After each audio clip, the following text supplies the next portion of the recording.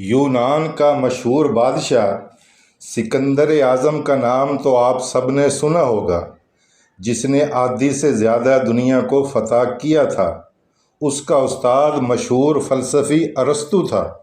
جب سکندر بادشاہ بنا تو وہ شروع میں محل کی عورتوں میں ہر وقت گھرا رہتا، ہر وقت اس کے آس پاس عورتوں کا جمگٹا لگا رہتا۔ وہ اپنے استاد ارسطو کی بہت زیادہ عزت کرتا تھا۔ جب بھی سکندر کا دل کرتا وہ اپنے استاد کو محل میں بلا لیتا، اس کی خدمت کرتا۔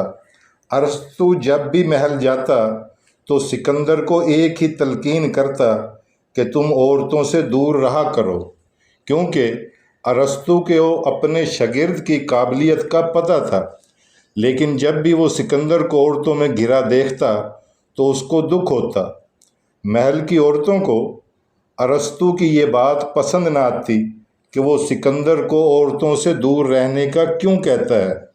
محل کی عورتوں نے مل کر منصوبہ بنایا کہ ارسطو کو سبق سکھایا جائے۔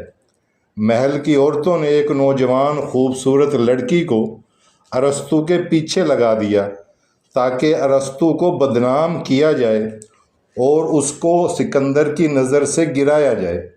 وہ لڑکی جب بھی ارسطو سکندر سے ملنے آتا تو ارسطو کے ساتھ مذاق کرتی، وہ فکرے کس دیتی۔ ارسطو ہمیشہ اسے نظر انداز کر دیتا۔ ایک دن اس لڑکی نے ارسطو سے فرمائش کر دی کہ مجھے گدھے پر بیٹھنا ہے۔ ارسطو نے اس لڑکی سے کہا کہ باہر جا کر کسی گدھے پر بیٹھ جاؤ۔ وہ لڑکی بولی کہ نہیں، آپ میرے لیے گدھے بنو، میں آپ کے اوپر بیٹھوں گی۔ ارسطو کے دل میں کیونکہ لوگوں کے لیے بہت محبت ہوتی تھی، وہ کسی کا بھی دل توڑنا برا سمجھتے تھے۔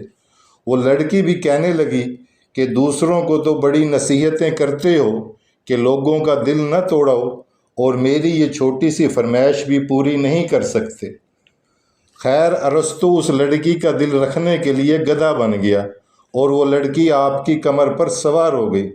اسی دوران سکندر کو اطلاع کر دی گئی کہ جو استاد آپ کو عورتوں سے دور رہنے کا کہتا ہے، اس کی اپنی حالت ملاحظہ فرما لیں۔